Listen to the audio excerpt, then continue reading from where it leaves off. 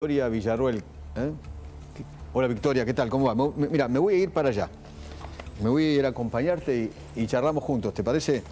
Hola Eduardo. Hola Pablo, ¿cómo Hola estás? Victoria, ¿qué tal? Mucho Bien, gusto. muy bien. Bueno, ¿cómo se sintió el debate anoche? La verdad que fue un debate sumamente agresivo, con muchos golpes bajos, con muy poco planteo de las ideas que nosotros queremos aplicar cada una de las coaliciones políticas que participamos. Me resultó sucio, me resultó... era la primera vez que asistía a un debate, era la primera vez que me cruzaba con cada una de estas personas y sinceramente desde lo humano me pareció muy reprochable la discusión. ¿Por qué y desde sucio? lo político limitada. ¿Por qué sucio? Porque se dijeron cosas que son mentiras aviesas. Se dijo que yo nunca trabajé. Yo tengo aportes desde los 21 años. Eso no es tan difícil de buscar. Que no trabajaste. Claro. Eso lo dijo el candidato Eso a lo vicepresidente Petri. eso lo dijo Rossi, Rossi. que yo no había trabajado nunca. A los 18 años empecé a trabajar, como muchos, como recepcionista en un centro odontológico. A los 21 finalmente pude ingresar a un estudio jurídico al que no quiero dar el nombre del abogado porque no sé qué piensa políticamente y no lo voy a afectar en su vida, pero están los aportes hechos. Entonces, después que no presenté proyectos de seguridad, cuando yo estoy hablando de la causa mapuche, cuando estoy presentando pedidos de informes o el pedido de derogación de lo que hoy justifican todo el freno a las usurpaciones por los pueblos originarios. ¿De qué estoy hablando? Estoy hablando de seguridad, estoy hablando de la integridad territorial. Cuando voy a la zona en donde hay usurpaciones, en Neuquén, en Río Negro, en Chubut, ¿qué estoy haciendo? Estoy hablando de seguridad. Entonces, definitivamente que se me diga ñoqui, que se diga que nunca trabajé, que se hable de mi papá fallecido y que un militar cobra un sueldo del Estado y por eso me mantuvo. ¿Pero qué pretendía Rossi? ¿Que trabaje desde los 5 años? Entonces, definitivamente me pareció algo artero. Y de nuevo, la falta de calidad humana de los candidatos me sorprendió. Quiero rescatar con quien tengo una cordial pero distante relación en la Cámara de Diputados a Florencio Randazzo, del cual sé muy poco desde lo personal, no he tomado ni un café, pero hoy le escribí, pedí su teléfono para que me lo consiguieran, para simplemente decirle, bueno, te agradezco que al menos en la dificultad de que pertenecemos a dos espacios totalmente distintos, te hayas comportado como yo me habría comportado con el resto. ¿Te preparaste para el debate? Viste que los debates requieren de preparación por parte de los candidatos. Un coacheo, ¿no? Claro, fue tu primer debate. No tuve coacheo. No tengo los medios para contratar coacheo. ¿A quién le voy a decir que me prepare para algo que son las ideas de nuestro espacio, que tienen que ver con la convicción que vos tenés al defender tus ideas? Yo vengo diciendo lo mismo desde hace 18 años, o sea, cuando hablo de lo mismo, vengo defendiendo el mismo plexo de ideas. Se me acusa de que... por ejemplo, me encontré con Videla, también me encontré con Montoneros, pero si yo les di mi palabra como abogada de que no iba a citar sus nombres, ¿por qué tengo que hablar del resto? Ya que se metió en ese tema. Y de hecho, las declaraciones de Videla y de otros terroristas montoneros y de personas que fueron condenadas por lesa humanidad están en este libro. Están en este libro la información que recopilé de gente que fue testigo de los 70, porque yo nací en el 75, no hay forma de que supiera información que hay acá. ¿Cuál es su relación con los genocidas? Porque a usted le achacan eso, una relación particular con los genocidas. No sé qué relación particular puede haber cuando no he sido abogada de ningún militar acusado, condenado, imputado, de la calidad que ustedes quieran, por lesa humanidad. No representé nunca a ninguno. Ni siquiera... Solo me dediqué a defender víctimas del terrorismo y las únicas causas que he abierto en estos últimos años han estado relacionadas con víctimas del terrorismo, que por cierto está bueno que se los comente a los dos. El Poder Judicial en la República Argentina le dice a una persona que es asesinada por una bomba, como pasó en el comedor de la Policía Federal, donde mueren 23 personas, el Estado les dice que eso es un delito común. Sí, que según el Estatuto de Roma eso no puede ser considerado como delito de lesa humanidad. Es un delito de lesa humanidad, ¿no? Entonces mi relación es desde lo que yo tengo que saber de un tema en el cual estoy representando a las únicas víctimas que no son reconocidas por la historia argentina. ¿Cómo no voy a saber y cómo no voy a escuchar todas las campanas? Otra de las cosas que se dicen de usted que es una negacionista y que usted reivindica la dictadura. ¿Puede aclarar eso? Yo no reivindico ningún gobierno de facto y lo único que reivindico es el Estado de Derecho y el respeto a los derechos humanos. Dicho esto, el gobierno actual y todos los anteriores, desde el 83 en adelante, desgraciadamente a las víctimas del terrorismo no las reconocen y están por ende violando sus derechos humanos, porque el Estado argentino tiene un deber de protección para con las víctimas del terrorismo. Y esto es un fallo que es de la Corte Interamericana de Derechos Humanos, el cual obliga a la República Argentina. Me sorprendió a mí, ya que me vino a la cabeza ahora escuchando la pregunta de Eduardo y su respuesta, Horacio Berbisky, cuando le preguntaron sobre si reivindicaba la dictadura militar, Horacio Berbisky, reitero, dijo, yo no la escuché reivindicar a la dictadura, sí sé que defiende a las víctimas del terrorismo. Reitero, Horacio Berbisky, ¿no? Me sorprendió porque encuadró a Victoria Villarruel, no le debes caer muy simpático, No. a Berbisky justamente, pero al menos me parece que separó las aguas. Ni yo le caigo simpática a él, ni él me cae simpático a mí, imagino. porque claramente él integró una organización armada que cometió actos de terrorismo. Él fue segundo jefe de inteligencia de Montoneros, es decir, eran los que preparaban los atentados terroristas. Y el primero era Ricardo Walsh. Era Rodolfo Walsh, exactamente. Exactamente. Que, por cierto, relacionan a semejante asesino con los periodistas. No, dicen que es un faro. El dentro adalid del periodismo, un tipo que se especializaba en armar operaciones donde mataban gente. Bueno, yo estudié en la Facultad de Ciencias de Información de la ciudad de Córdoba. Claro. Operación Masacre era el libro emblema, o sea, y Rodolfo Walsh era el periodista emblema de Lo sigue siendo de la hoy. investigación periodística. Entonces, yo lo único que ¿Por qué quiero... entonces el ataque es? ¿Por qué es Victoria Villarruel? ¿Por qué esta fuerza emerge y no terminan de entender cómo abordarla? ¿Por qué cree que se dio lo que se dio en el debate de anoche? El ataque es por dos cosas. Primero, porque la Libertad Avanza hoy por hoy realmente es una fuerza política que representa el cambio. Todo lo demás es pasado, todo lo demás está trillado, todo lo demás está coacheado. Lo vimos ayer. Y el que no estaba coacheado era un impresentable como Rossi.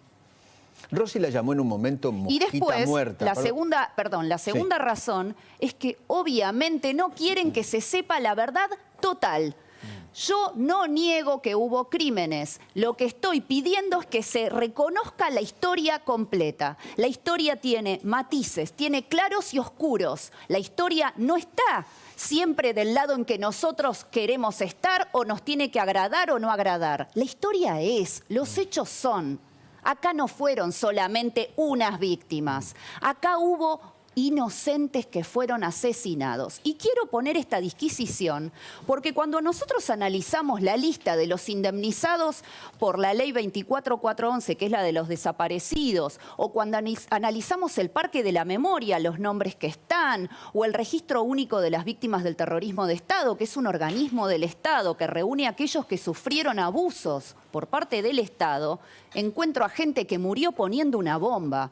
Encuentro gente que murió atacando un regimiento en democracia. Encuentro gente que mató a niños cuando integraba una organización armada. Entonces, si vamos a contarle al pueblo argentino una historia distorsionada, lógicamente hay que cerrarle la boca, hay que censurar y hay que amordazar a la mujer que está denunciando eso. Junto por el Cambio, la reacción que hubo frente a aquel acto que la izquierda buscó censurar, yo creo que lo amplificaron soberanamente, lo charlábamos con Eduardo, es que Victoria Villarruel se mete otra vez con los 70. Esto dicen las voces de Juntas por el Cambio, que es un tema que atrasa, que esto no tiene empatía con el dolor y lo que están sufriendo los argentinos hoy, que es la debacle económica, que es la circunstancia social. ¿Victoria Villarruel es solo reivindicación de los 70? No. De reivindicación, perdón, de las víctimas del terrorismo, de las organizaciones armadas. Mira, ayer tuvimos sesión, antes de ayer, tuvimos sesión en el Congreso. de 14 horas la sesión. Las 2 primeras horas fue un homenaje a una madre de Plaza de Mayo, a la CONADEP, a el Museo de la ESMA. De 7 homenajes, 6 homenajes, lo tuiteé, pero bueno, ya no recuerdo puntualmente los 6, pero de 7, 6 fueron relacionados con la década del 70. ¿En serio la década del 70 es pasado en este país? Solo porque yo traigo a colación a ciudadanos que no tienen derechos humanos, esas personas inevitablemente quedan responsabilizadas de los peores crímenes y los que las defendemos también. ¿En serio es así? Porque yo soy de la idea de que hay que hermanar al pueblo argentino, por supuesto. Y lamento mucho que Juntos por el Cambio haga estas disquisiciones, porque yo en ningún momento pegué golpes bajos. Y ellos tienen miembros de organizaciones armadas. Y yo no los menciono, como no menciono las cuestiones personales. Milei sí. Milei lo menciona. Javier dice que Patricia Bullrich perteneció. Milei lo menciona y yo tengo información de ese hecho. Ella lo Pero niega. yo no lo mezclo. Porque yo defiendo víctimas del terrorismo desde hace 18 años, esté o no esté Patricia Bullrich. Y ahí está la gran diferencia. Entonces, a mí lo que simplemente me gustaría es que finalmente el pueblo argentino supere el pasado. Pero para superarlo hace falta verdad, justicia y reparación para las únicas personas que quedaron fuera de la historia oficial. Usted dijo que Eve Bonafini, Carlotto y compañía eran madres de terroristas. Sí, así es. Sus hijos integraron organizaciones armadas. Por supuesto, el dolor de una madre siempre es respetable y por supuesto puedo entender el desgarro de cada una de estas mujeres. Ahora, lo que no voy a justificar de ninguna manera es que, de alguna forma, crean que lo que hicieron sus hijos al integrar una organización armada que atacó tanto gobiernos de facto como gobiernos democráticos, porque la mayor cantidad de atentados se dio durante la vigencia de los gobiernos democráticos. Del 69 al 76. Del 69 al 79 fueron la mayoría de los Claro. atentados, pero la parte más concentrada de los mismos y la mayor cantidad de civiles afectados fue del 73 al 76, cuando había gobiernos votados por el pueblo. Entonces, entiendo el dolor de una madre, lo que no voy a justificar de ninguna manera es que una madre me venga a decir que su hijo es una blanca paloma cuando integraba una organización armada. Victoria, ayer Rebunequian dijo que Milei es dictador, o puede llegar a ser un dictador. ¿Lo dijo? No sabía. Que la Argentina no iba a soportar otro dictador. Otro dictador. Podemos poner, Pablo, podemos poner exactamente el título, porque esa fue la frase, La Nación lo tituló ayer. Pero obviamente hablando de Milei, ¿no? Sí, sí. Obvio. Que además, decíamos ayer, ha sido empleador de Javier durante muchísimos años. 15 lo años conoce, creo, más o menos. Y él le tiene una relación con Javier muy estrecha. Planteando, acá está, mira, ahí está. Si no se modera, está hablando de Milei, ¿no? Si no se modera, no estamos para aguantar otro dictador. ¿Qué hay acá? ¿Qué hay acá? No sé si de Urnequian, si no querés hablar de Urnequian. ¿Qué hay acá? ¿Hay temor a que la fuerza de la libertad pueda incubar un nuevo autoritarismo? Mira, yo no creo que haya autoritarismo en nuestro espacio. De hecho, nosotros tenemos divergencias con Javier Milei que son notorias, las hemos expresado los dos y en ningún momento... Por ejemplo, el tema de la venta de órganos en su momento lo planteó filosóficamente, en una charla que era de tipo filosófico.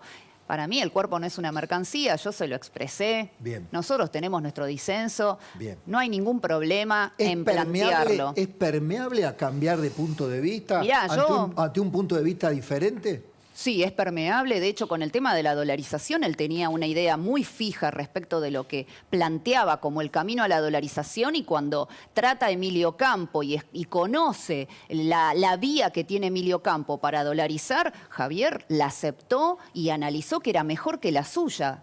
Ergo, ese es el camino. O sea que no tiene que ver, y estoy mencionándote algo que es estrictamente económico Sí, y que sí. es el área en Como la decía, cual... es mi Él se campo. maneja. Claro, es mi Exacto, campo. entonces, por lo cual, no lo veo factible eso. Lo que sí te puedo decir, algo es claro, es un espacio donde las mujeres tenemos un montón de relevancia, donde la única fórmula presidencial, donde el vicepresidente es mencionado constantemente, salen todos los spots publicitarios, en ningún momento quiere que hable menos que él. Al contrario, quiere que hable, que opine, que tenga relevancia pública. Es la fórmula de Javier Milei. De hecho, hasta ahora nunca vi que un presidente le delegara, no sé vos, Eduardo, Sí. a la vicepresidenta o a un vicepresidente le delegara, no sé, 3 ministerios o 3 áreas, porque ahora no sé cómo va a estar conformado. Fundamentales. 3 áreas fundamentales como seguridad, justicia y... No, defensa defensa e e inteligencia. 4. Mira, Javier Milei es bastante comprensible. En realidad es comprensivo con todas las mujeres que integramos el espacio, con los varones cuando recepta opiniones distintas en áreas tan sensibles como son las que maneja él y como en las que conoce él y las ha defendido a capa y espada en todos los programas de televisión, en el Congreso, etcétera. Es una persona con la cual yo puedo tener disensos, pero los puede tener cualquiera que quiera integrar el espacio. Ahora, desconozco qué opinará Urnequian, yo no lo conozco más de haberlo visto una vez o alguna vez en alguna conferencia y nada más, no he conversado con él. Lo que sí puedo decirte que creo que está francamente equivocado. Es una persona totalmente racional.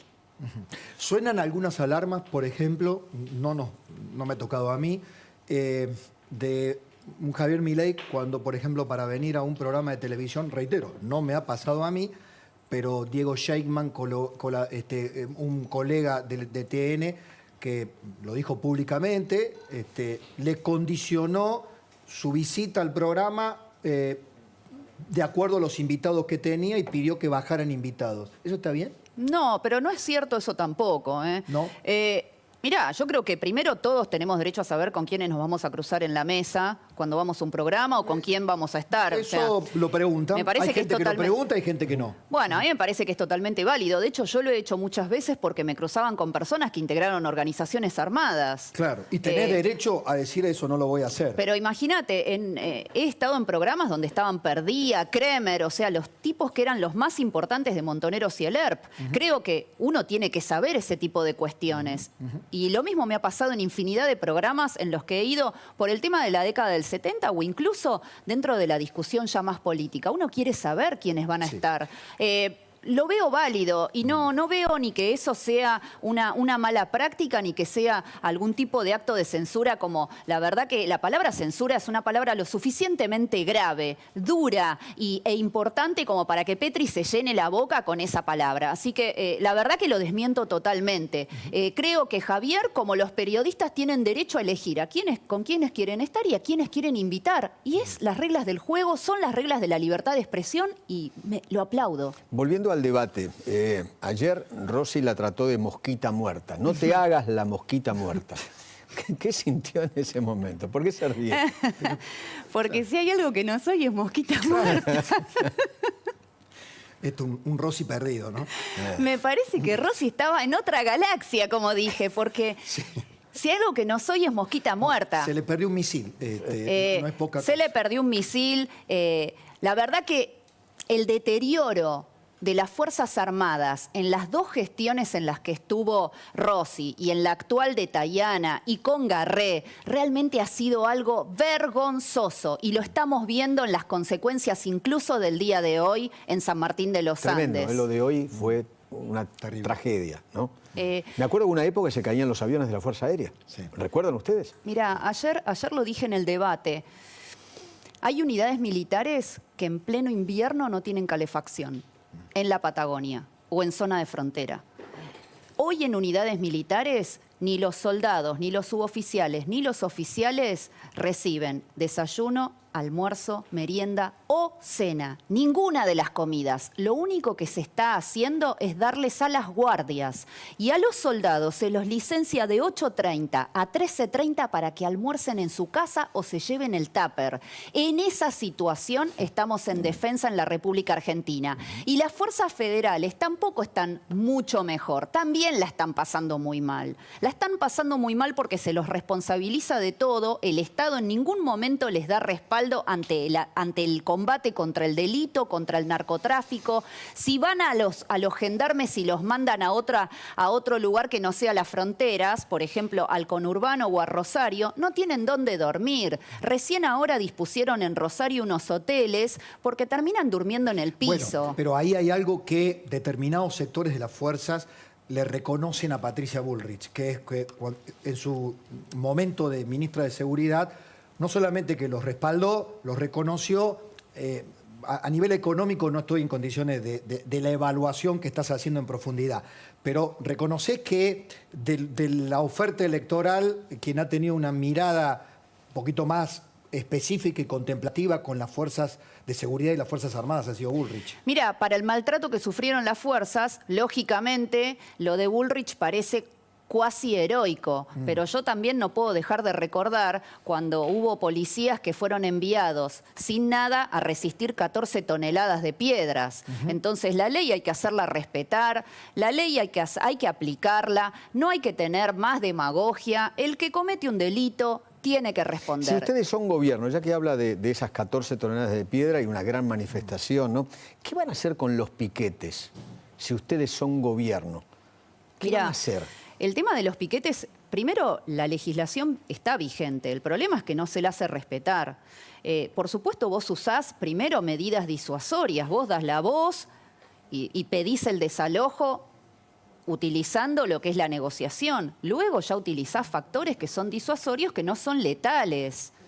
El tema es acá, por ejemplo, si por ejemplo se hidrantes. lleva menores de edad a una marcha, hay que imputar a los responsables de estos niños. A los padres. A los padres. Menores mamás, de 14 papás. años no pueden estar en una marcha en la cual son llevados como rehenes para sitiar una avenida, un acceso a la ciudad, una ruta nacional. Una marcha no es el lugar para un niño. Y si no empezamos a entender esto, estamos realmente fracasando como sociedad. Yo vi retazos del debate, tenía en ese momento. ¿Es cierto que Del Caño te preguntó si ibas a reprimir? Me preguntó si iba a reprimir a los que defienden la educación sexual integral. Y como le dije en ese momento, no entiendo la correlación entre educación sexual integral y represión. No entiendo qué hacen la misma frase, esa disquisición. Porque además lo de Lesi es en el colegio. No sé, piensan y en el los colegio no entra la policía. No sé, habría que sé. preguntarle en qué mente alunada dos cuestiones que no tienen relación quedaron encadenadas. Lo que nosotros vamos a hacer es garantizar el orden. Yo entiendo que en Argentina, desde hace 4 décadas, al que porta un uniforme lo han demonizado y lo han hecho chivo expiatorio de todas las situaciones habidas y por haber. Sí. El uniformado, sea de una fuerza federal, de una fuerza policial o incluso las Fuerzas Armadas, tienen funciones muy específicas. No hacen lo que quieren. Entonces, cuando nosotros hablamos de que hay que garantizar el orden y si es necesario reprimir el delito, no se está hablando de violar los derechos humanos, se está hablando de que tenemos reglas en la democracia y que las tenemos que respetar todos. Si ustedes son gobierno, ¿cómo van a hacer? Pero el cómo, porque acá lo importante es el cómo. ¿Cómo van a hacer para asegurarle a la gente más seguridad? ¿Qué es lo que pide a gritos? Mira, no tiene que ver con poner más policías en las calles. Lo que tiene que ver es que primero vos le tenés que dar un respaldo como Estado. Hoy por hoy no hay judicial. Un respaldo político, porque también una política de seguridad va encadenada con una política de justicia, bueno, ¿no? Eso, o sea, lo entendemos porque aparte somos iba. letrados.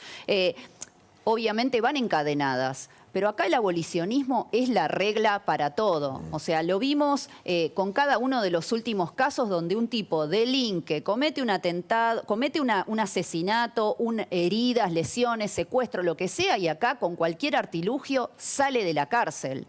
O se le garantiza que pase incluso la prisión domiciliaria.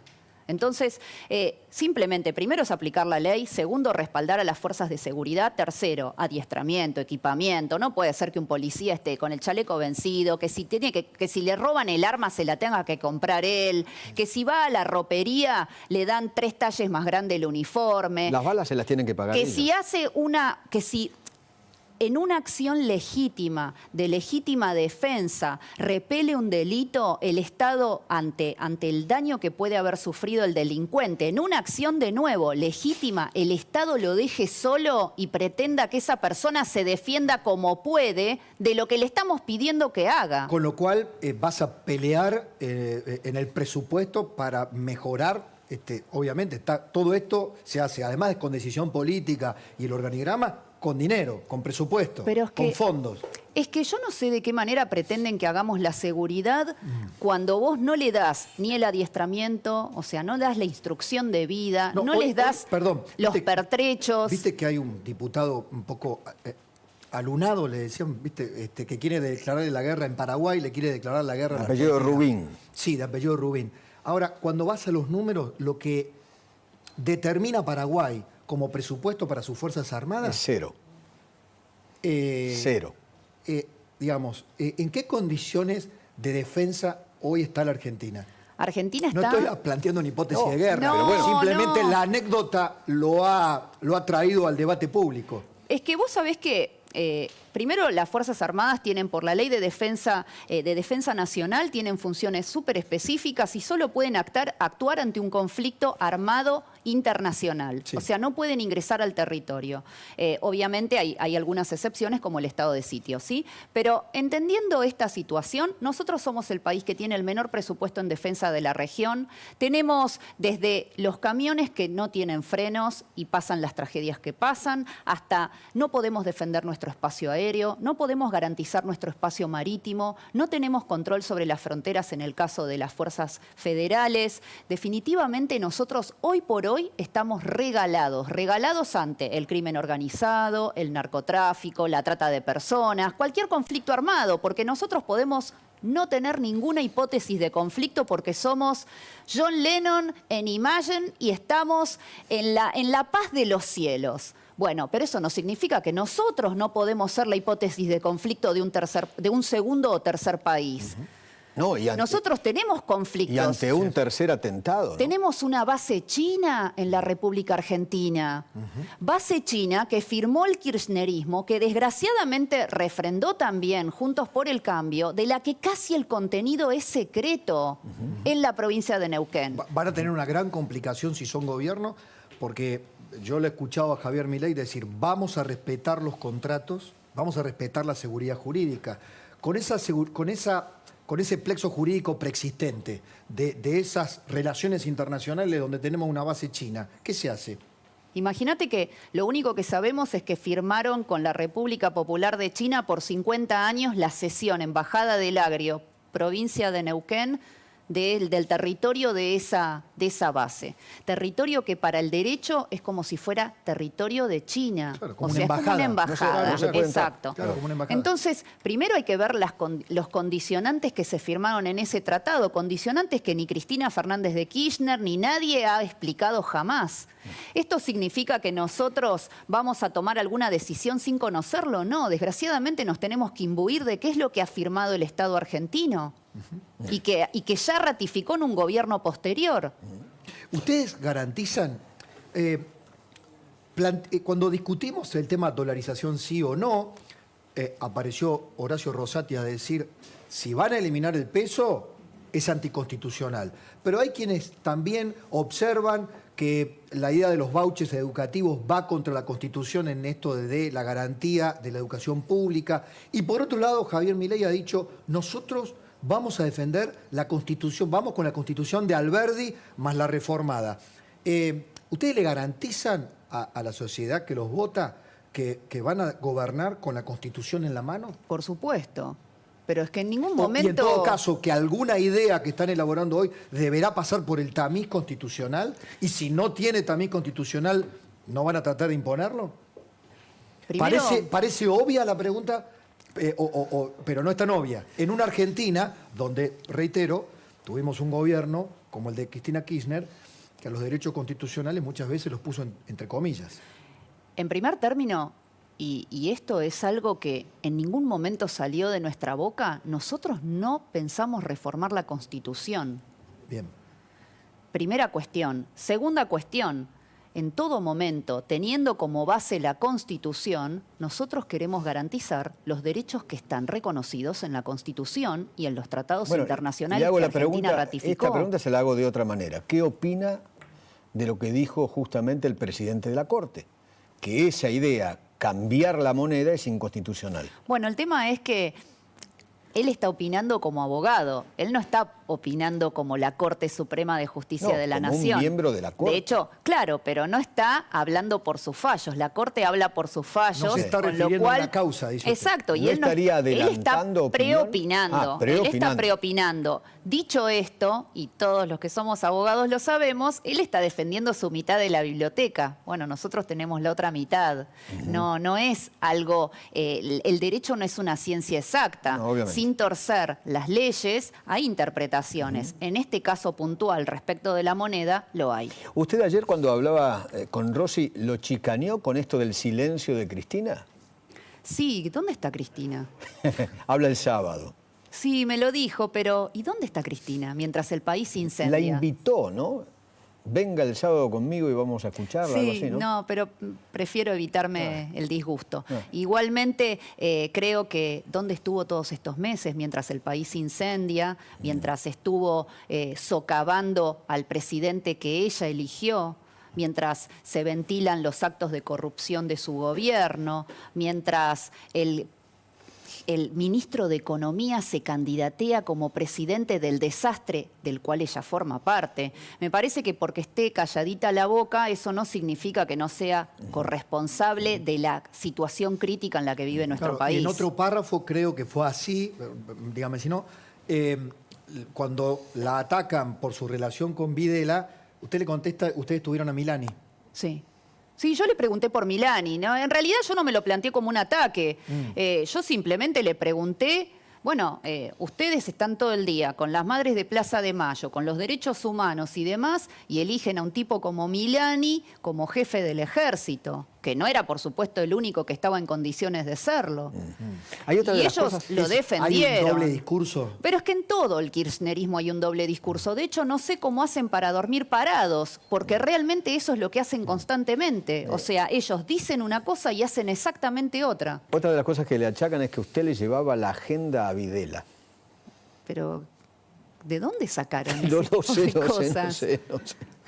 No sé qué responder ante este tipo de acusaciones. La verdad no es que una no. acusación mía, ¿no? Porque No, después- no, después dice, por no, favor, porque Eduardo, Feynman lo que- la acusó de... Es que, Le traslado la no sé pregunta. qué pensaron, que yo tenía una relación de tanta cercanía con una persona a la que debo haber visto 2 o 3 veces con toda la furia. O sea, es como si dijéramos que Seferino Reato, por hacer su libro en el cual él lo entrevistó en la cárcel, no, digamos, y tiene fotos de esa situación y demás, terminó siendo gran amigo de Videla, pero esto es una ridiculez total. O sea, yo entiendo que hay gente que quiere que no se sepa una parte de la historia, pero yo no estoy justificando a nadie por exponer que acá hay personas que no tienen derechos humanos. Lamento que esto le moleste a la gente que necesita que la historia no sea conocida para que su impunidad esté garantizada por siempre en este país. Impunidad que estamos padeciendo hasta el día de hoy, que estamos pagando indemnizaciones que son de millones de dólares, que estamos poniendo en cargos públicos a personas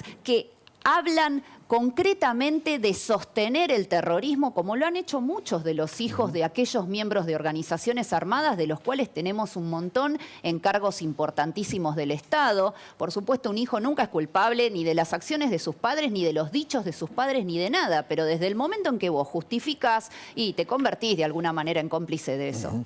Gracias por venir, ¿eh? La Gracias. verdad, muy agradecido. Una última, Sí. así, casi un chascarrillo final.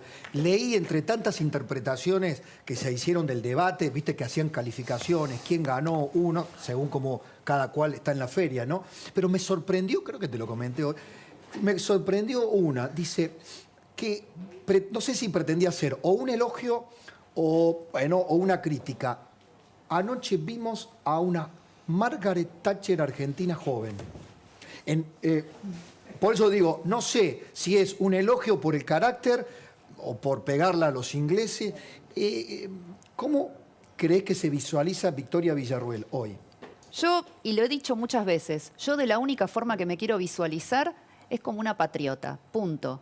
Si no hubiera habido el descalabro que hay en la República Argentina, probablemente yo no me hubiera sentido compelida a ingresar a la política, porque hay muchos sinsabores, hay muchas críticas y hay peligros. Entonces, simplemente yo querría hacer mi aporte a la Argentina. La verdad que Margaret Thatcher, yo siempre voy a estar con Malvinas, con los veteranos de Malvinas, con el reclamo de soberanía de nuestro país, y lo que puedo tener de parecido es el blanco de los ojos y los colores que pueden gustarnos para vestirnos, nada más. O la En el dama de resto, hierro. también me dicen la dama de hierro, y de hecho Bueno. Javier me ha dicho, uy, perdóname por decirte la dama de hierro. Y le digo, no, porque yo entiendo por qué me lo estás diciendo y no me lo tomo a mal. Ahora, la verdad que yo lo único que quiero ser es una buena Argentina, nada más. Gracias, Victoria. Gracias. Gracias por haber venido. Querido Querido amigo. amigo, placer.